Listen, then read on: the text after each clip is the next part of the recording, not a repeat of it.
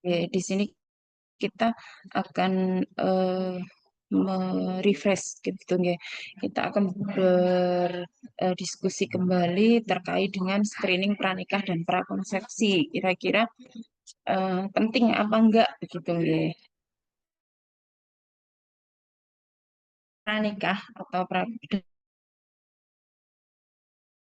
dan prakonsepsi ini merupakan rangkaian harus dilakukan oleh pasangan calon pengantin yang tentunya dilakukan bagi mereka yang akan menikah bisa dimulai minimal 3 bulan sebelum pernikahan. Jadi pasangan calon pengantin yang kalau misalkan di desa itu biasanya ada lamaran dulu gitu nggih.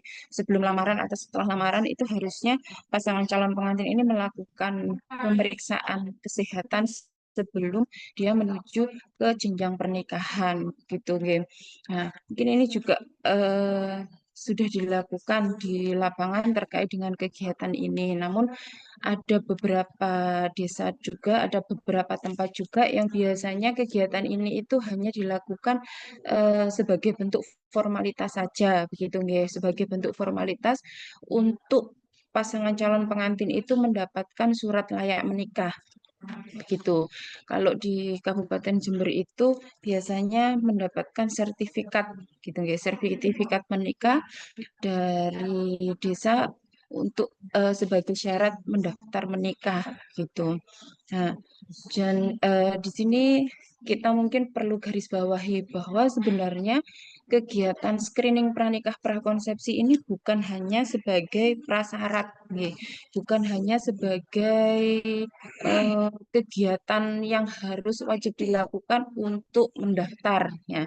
Lebih dari itu, sebenarnya kegiatan screening pemeriksaan kesehatan sebelum menikah ini menitik beratkan pada persiapan fisik, persiapan mental, persiapan ekonomi bagi pasangan calon pengantin seperti itu. Kenapa seperti itu? Karena mungkin selama ini hanya dilakukan pemeriksaan kesehatan suntik TT, mungkin hanya untuk formalitas saja, atau mungkin dari ibu-ibu semua yang sudah melakukan di lapangan sudah sesuai, ada pemeriksaan kesehatan fisik secara utuh, kemudian ada pemeriksaan triple eliminasi, kemudian ada screening sehubungan dengan penyakit infeksi menular. Namun ada beberapa wilayah juga ini yang hanya formalitas. Jadi kenapa penting dilakukan? Karena kita tahu angka pernikahan dini, kemudian angka perceraian, angka KDRT di wilayah kita itu masih sangat tinggi sekali. Ya, mungkin salah satu pemicunya kalau misalkan kita bisa recall kembali itu salah satu masalahnya bisa berawal dari eh, persiapan selama sebelum menikah atau persiapan pranikah prakonsepsi seperti itu gitu. Jadi mungkin pasangan calon pengantin ini masih belum paham sebenarnya fungsi dari pernikahan itu seperti apa, bukan hanya melangsungkan meneruskan fungsi reproduksi, mendapatkan keturunan, tapi lebih dari itu, gitu nggih. Jadi mereka harus siap secara fisik. Ya, kalau siap secara fisik selama ini kita sudah lakukan terkait dengan pemeriksaan status gizi, kemudian injeksi imunisasi TT seperti itu. Nah, sedangkan persiapan mental, nah, apakah pasangan calon pengantin ini sudah siap secara mental? Nantinya apakah mereka itu sudah siap menjadi seorang ibu? Apakah nantinya mereka itu sudah siap menjadi seorang ayah atau bagaimana ke depannya ketika nanti pasangan calon pengantin ini sudah siap, sudah memiliki keturunan, fungsi atau status ekonomi apakah cukup untuk memberikan gizi yang cukup untuk anak-anak kita seperti itu. Nah, sebagai itu untuk terkait dengan fungsi keluarganya, sedangkan kita sebagai tenaga kesehatan sendiri tentunya kan ingin proses kehamilan, proses persalinan itu berjalan baik, berjalan lancar tanpa adanya komplikasi seperti itu. Jadi diharapkan dengan adanya screening pemeriksaan sebelum menikah ini proses kehamilannya ini bisa berjalan dengan baik, ya, proses persalinannya bisa berjalan dengan baik. Harapan akhirnya tentunya apa? Tidak terjadi angka kematian ibu, tidak terjadi angka kematian bayi, kemudian angka stunting pun bisa menurun seperti itu. Dan kita ketahui bersama bahwa memang eh, ketiga hal tersebut, angka kematian ibu, angka kematian bayi, dan angka kejadian stunting ini tidak bisa diatasi di dalam hanya satu siklus pada saat kehamilan, persalinan, dan bayinya saja, tapi periode-periode sebelumnya. Dan pemeriksaan kesehatan pranikah prakonsepsi ini merupakan salah satu rangkaian upaya yang harus kita lakukan oleh tenaga bidan untuk menurunkan angka kejadian tersebut. Seperti itu. Nah, persiapan pranikah apa saja yang mungkin nantinya kita bisa berikan kepada pasangan calon pengantin? Nah, ini mungkin yang bisa kita usahakan, ibu-ibu, terkait dengan pemeriksaan kesehatan. Ada pemeriksaan fisik, cek status kesehatan pasangan, gitu, ya. Nah, kapan hari di kelas sebelah, kelas satunya ini juga ada berbagi pengalaman, Bu, terkait dengan pemeriksaan persiapan pranikah ini. Nah, mungkin ada kasus ketika dilakukan pemeriksaan kesehatan secara sungguhan gitu, ada pernah kejadian ditemukan pasangan calon pengantin ini salah satunya positif mengidap HIV. Nah, akhirnya pernikahannya batal. Nah, itu memang salah satu resikonya, begitu nggih. Salah satu resiko yang harus dihadapi oleh kedua pasangan calon pengantin. Nah, alangkah baiknya kalau misalkan kedua pasangan calon pengantin ini kan sama-sama paham, sama-sama tahu apa yang kondisi kesehatan yang terjadi pada pasangan kita supaya apa tidak menularkan ke pasangan seperti itu, tidak menularkan pasangan. Kalaupun nanti terjadi kehamilan tidak sampai terjadi eh, apa kasus penyakit menurun seperti itu, tidak diturunkan ke bayinya seperti itu mungkin. Ada persiapan gizi, ada pemeriksaan imunisasi TT. Nah, ini persiapan gizi salah satunya adalah tablet tambah darah dan asam folat. Oke. Nah, kita ketahui bersama bahwa untuk persiapan gizi pada pasangan calon pengantin itu sebaiknya tidak hanya dilakukan pada saat kita melakukan kehamilan, apa tidak tidak dilakukan pada saat hamil, begitu nggih, Ibu. Jadi minimal 3 bulan sebelum menikah. Nah, 3 sampai 6 bulan sebelum menikah itu harus eh, mempersiapkan fisiknya. Ya, salah satunya adalah konsumsi tablet tambah darah dan asam folat ini minimal 1 kali per minggu. Kemudian ada menjaga kesehatan organ reproduksi. Persiapan fisik ini saya ambil dari lembar balik, Bu-Ibu. Mungkin Ibu-Ibu juga sudah paham terkait dengan ini. Ada apa lembar balik dari Kemenkes, Kementerian Kesehatan, yang biasanya kita bisa pakai untuk melakukan asuhan kepada pasangan calon pengantin. Oke. Nah, jelas satu lembar balik itu juga menjelaskan terkait dengan persiapan fisiknya itu apa. Ya, kemudian ada persiapan gizi, status imunisasi, menjaga kesehatan, kebersihan organ reproduksi.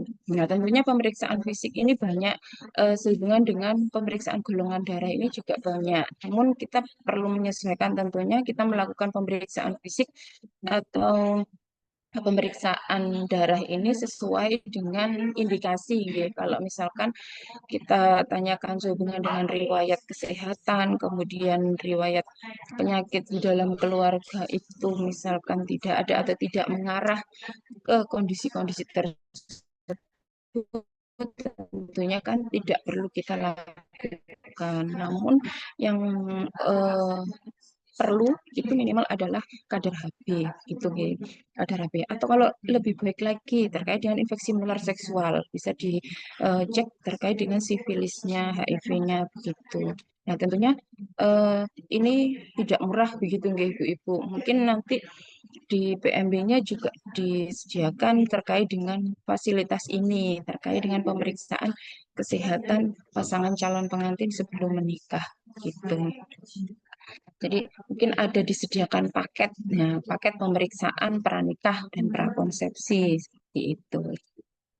Kemudian ada pengukuran gizi. Ya, pengukuran gizi tentunya kenapa kita lakukan pengukuran status gizi ini? Ya, karena kita ingin tahu kondisi status gizi pasangan calon pengantin ini status gizinya dalam kondisi bagaimana? Apakah sangat kurus, normal, gemuk atau bahkan obesitas begitu ya. Nah, ketika nanti terjadi sesuatu hal yang abnormal misalkan kondisinya kurus atau sangat kurus, tentunya di dalam pemantauan kehamilan ketika terjadi kehamilan kan perlu ya terjadi peningkatan berat badannya kan perlu kita sesuaikan juga begitu nggih. Nah, kemudian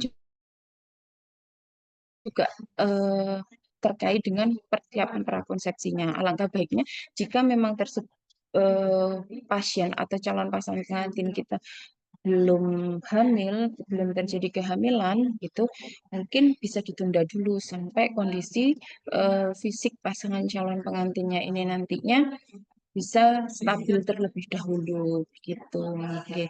Nah, sehubungan dengan pemberian gizi seimbang, kita juga perlu jelaskan terkait dengan pemenuhan gizi seimbang. Nah, mungkin mereka pasangan calon pengantin ini eh, sebelum menikah tidak memperhatikan yang penting berat badannya ideal, yang penting bodinya bagus ya. Ketika nanti menggunakan kebaya terlihat bagus. Nah, tapi kan lebih dari itu.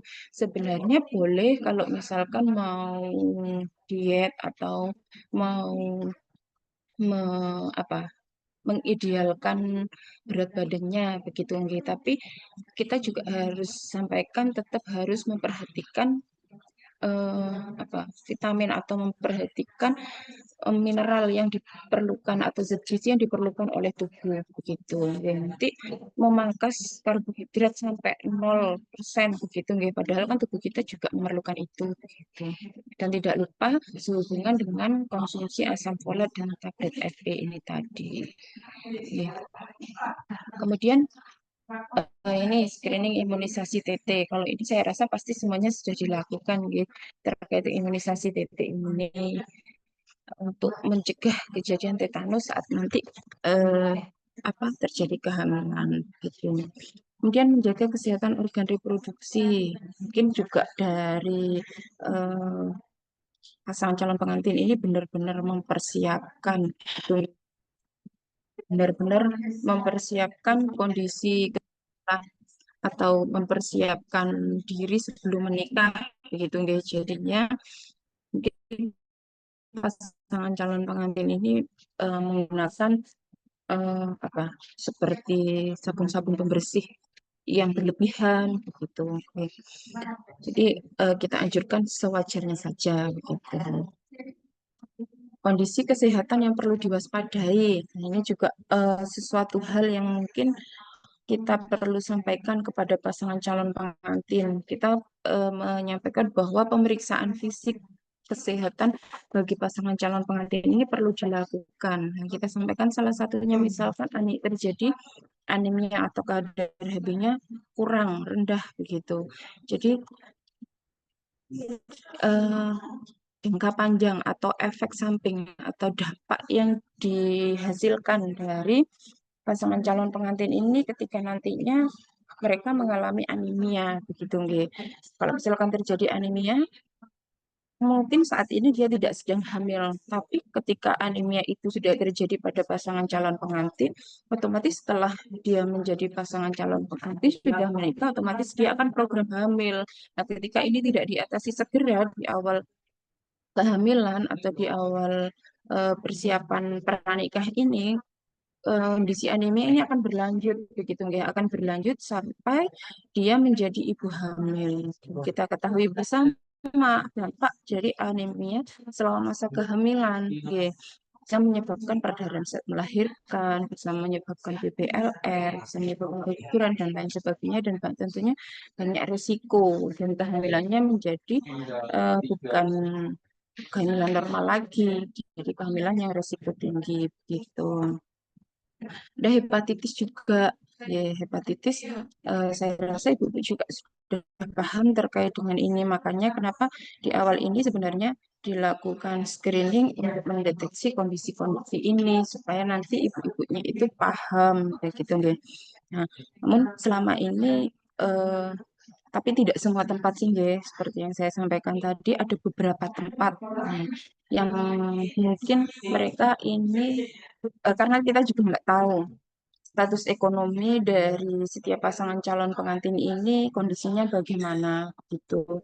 Tapi kalau saya lihat dari program sepertinya untuk pasangan calon pengantin ini program yang diberikan sepertinya hanya imunisasi TT atau mungkin nanti ada informasi dari ibu-ibu terkait dengan program bagi pasangan calon pengantin ini apakah ada juga eh, apa pemeriksaan terkait dengan apa infeksi menular seksual gitu ya. Nah, karena yang saya ketahui hanya imunisasi TT. Nah, ketika nanti kita anjurkan ibu-ibu untuk melakukan pemeriksaan atau pasangan calon pengantin ini dilakukan pemeriksaan terkait dengan infeksi menular seksual atau penyakit yang lainnya sehubungan dengan diabetes ataupun yang lainnya. Nah, itu kan tentunya nanti berbayar gitu. Tapi saya rasa untuk biaya pemeriksaan kesehatan ini dibandingkan dengan biaya tasyakuran gitu nggih, biaya resepsinya, saya rasa jauh lebih banyak biaya resepsinya kan gitu nggih. Nah, sedangkan ini untuk kesehatan pasangan calon pengantin bukan hanya untuk saat ini, tapi untuk nanti persiapan dia selama kehamilan, persalinan, jangka panjang sampai nanti di kesehatan calon bayinya juga kan begitu. Oke.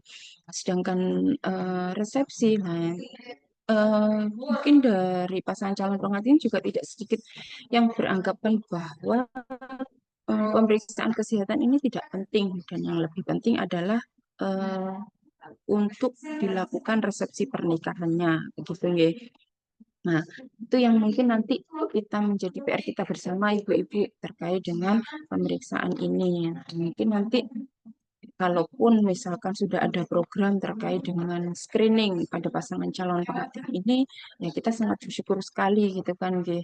Jadi tidak hanya bagi ibu hamil saja, karena kita di sini kerjanya itu bukan hanya mengobati gitu kan, Nggih. Kita upaya preventif juga. Yang utama kita sebagai bidan upaya preventif dan promotif yang seharusnya bisa dilakukan sejak dini. Yang salah satunya adalah eh, pada saat persiapan pernikahan ini.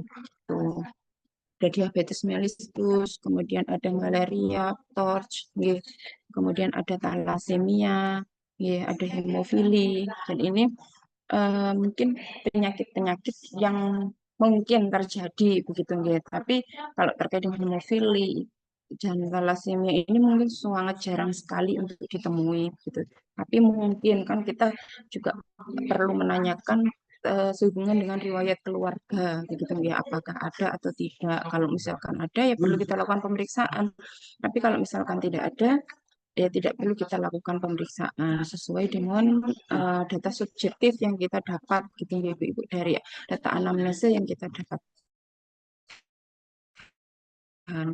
Sedangkan prakonsepsi, kalau prakonsepsi sendiri ini sasarannya bukan hanya pasangan calon pengantin, tapi bagi pasangan usia subur yang akan mempersiapkan kehamilan.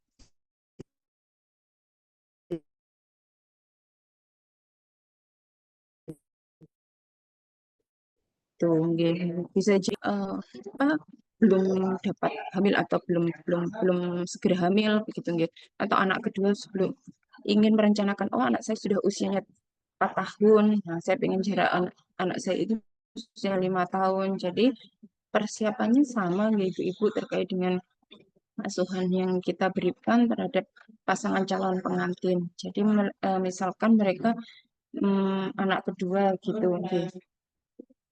Terima kasih ya Mbak.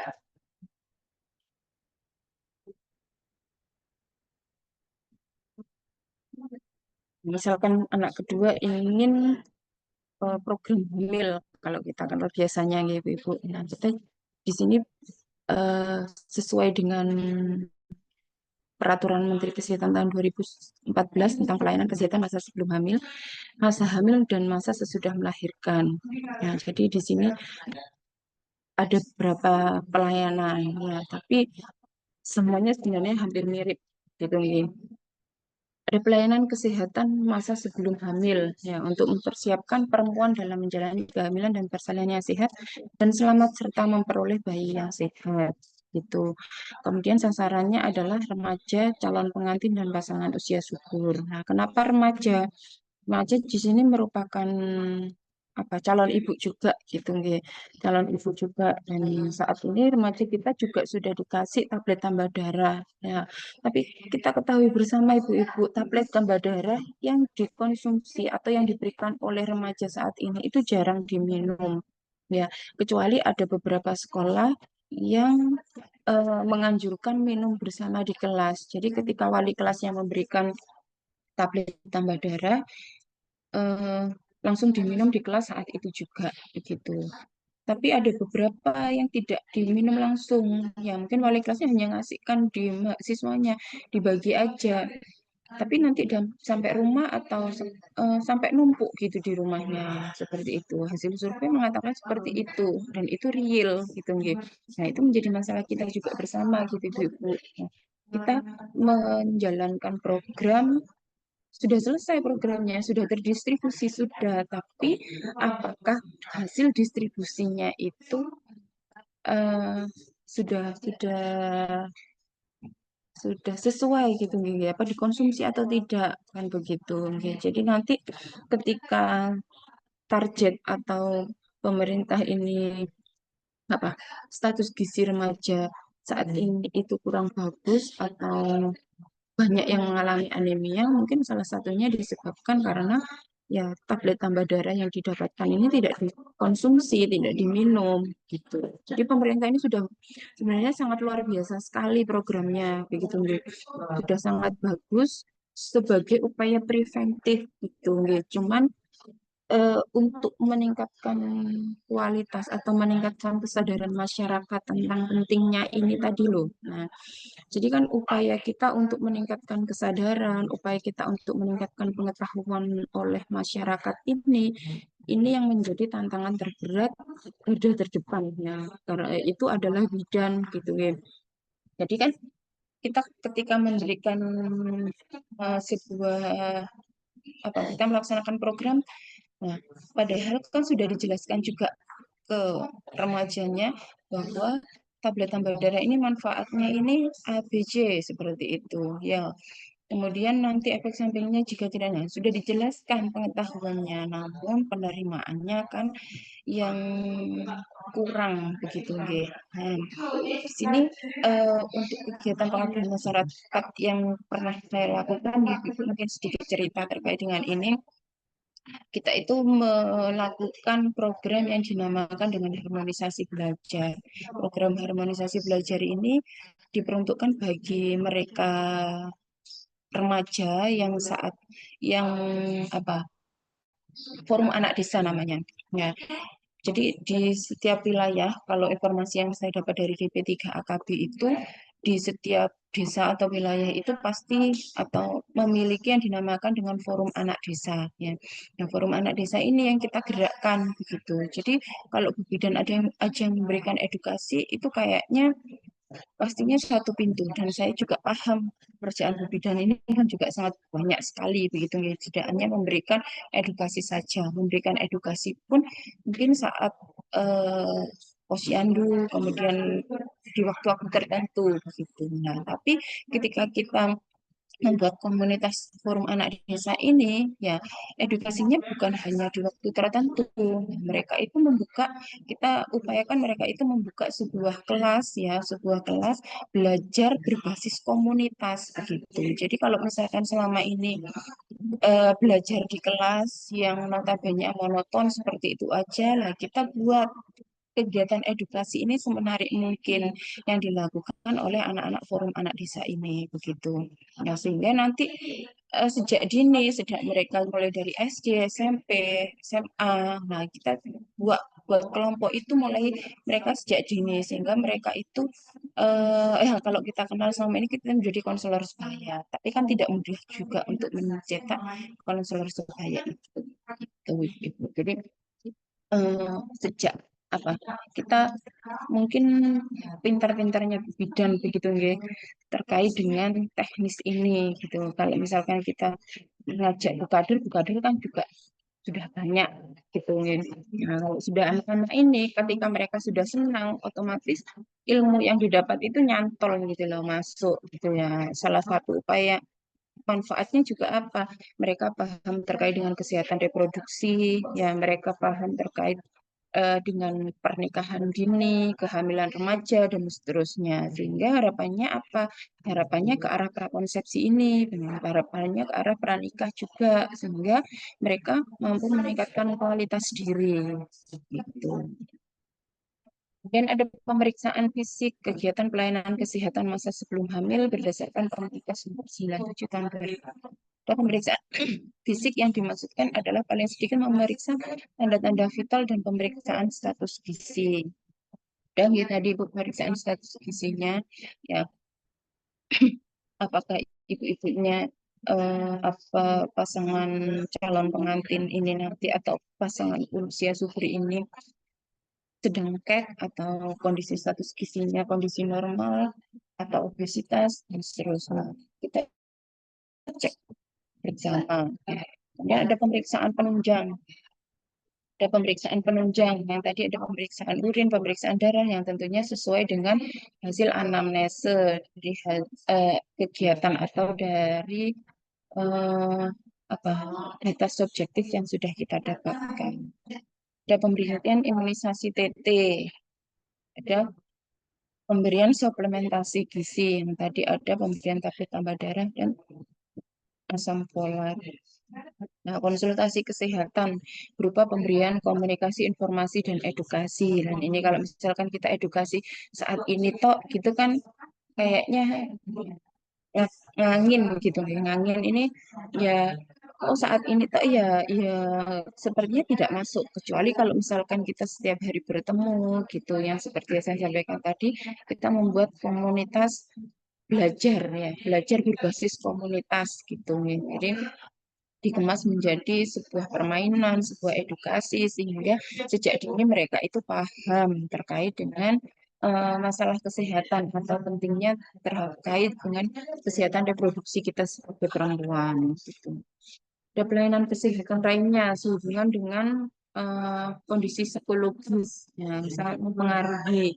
Kenapa sangat mempengaruhi? Nah, mungkin eh, apa karena kehamilan yang tidak diinginkan atau sangat menginginkan kehamilan sehingga kondisi fisiknya kurang rileks gitu nggih. Dan karena hasil penelitian pun relate gitu nggih. Nah, makanya di awal saat dilakukan edukasi atau di saat dilakukan persiapan pranikah dan prakonsepsi ini penting juga kita sampaikan sehubungan dengan kesiapan mental pasangan calon pengantin ini. Tuh. Nah, terus bagaimana dengan mereka yang sudah apa pernikahan yang terjadi karena kehamilan. Jadi pernikahan terpaksa. Sebenarnya anaknya ini adalah anak yang tidak diinginkan. Begitu. Nah, tentu malah kondisi psikologis si calon ini ibu ini kan sangat luar biasa sekali gitu bergejolaknya. Mungkin tidak menginginkan kehamilannya, kemudian belum dia masih kepikiran dari sudut pandang orang lain, dicemooh, dikucilkan seperti itu. Nah, ini juga tugas kita bagaimana kita kan mengedukasi si kedua pasangan ini ya supaya harus tetap survive gitu. Fokusnya kan di saat ini ke bayinya dulu gitu kan, Ge. Bukan hanya ke eh, apa benar-benar mempersiapkan kesehatan si calon bayi yang akan dilahirkan nanti gitu. Konseling perencanaan kehamilan sehat menurut Kemenkes tahun 2018 ini adalah persiapan fisik, tanda-tanda vital, status gizi, kemudian ada pemeriksaan golongan darah rutin, pemeriksaan urin rutin, pemeriksaan lain, ya ada malaria, TORCH, hepatitis B dan HIV. Persiapan gizinya, ya, ada pemberian asam folat, gitu deh, ada tablet Fe, ini aplikasi dan aplikasi ini saya rasa semua wilayah ya karena ini dari Kementerian Kesehatan yang tenggelam ini juga masalah juga karena tidak semua orang tahu begitu nggih. Tapi saat ini informasi yang kemarin sudah disampaikan Ibu-ibu ahli jenis di kelas sebelah itu di setiap wilayah sudah ada kadernya begitu nggih. Jadi mereka yang akan menikah berarti kan dibawa oleh kader untuk mendaftar ke LCMIL dulu gitu nggih. Nah, untuk mengisi LCMIL-nya. Nah, namun sebagian besar mengatakan bahwa pemeriksaan kesehatan ini hanya dilakukan bagi pasangan calon pengantin perempuan begitu. Padahal untuk mempersiapkan generasi penerus itu kan bukan hanya pasangan calon pengantin perempuan kan gitu nggih. Nah, namun di LC Mil ini sepertinya isinya juga hanya pasangan calon pengantin perempuan saja begitu. Nah, bagaimana dengan pasangan calon pengantin laki-laki kan gitu nggih. Nah, apakah dia tidak perlu melakukan pemeriksaan? Harusnya perlu kedua belah pihak ini sama-sama perlu bukan hanya pemeriksaan kesehatan fisik saja, tapi kesiapan mental juga. Nah, karena laki-laki kan juga perlu mempersiapkan mental menjadi seorang ayah ketika nanti uang belanjanya itu lebih untuk kebutuhan anaknya, itu kan juga perlu dipersiapkan sejak pranikah begitu. Oke, mungkin itu yang bisa saya sampaikan. Ibu, mungkin ada yang perlu diklarifikasi atau dari ibu-ibu ada sedikit cerita atau pengalaman terkait dengan asuhan pranikah dan prakonsepsi ini. Bisa disampaikan.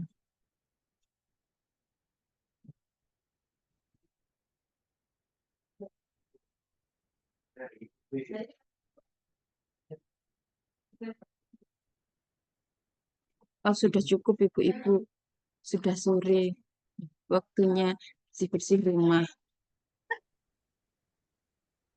Ampun ibu-ibu, nggih, Bu. Kalau Sampun, Bu. misalkan tidak ada yang perlu dikomunikasikan lagi, kita akhiri pertemuan kita sore ini. Terima kasih atas waktunya. Saya akhiri. Wassalamualaikum warahmatullahi wabarakatuh. Waalaikumsalam warahmatullahi Waalaikumsalam wabarakatuh. warahmatullahi wabarakatuh. Ibu-ibu Assalamualaikum warahmatullahi semuanya. wabarakatuh. Makasih, Ibu. Bu. Monggo. Sama.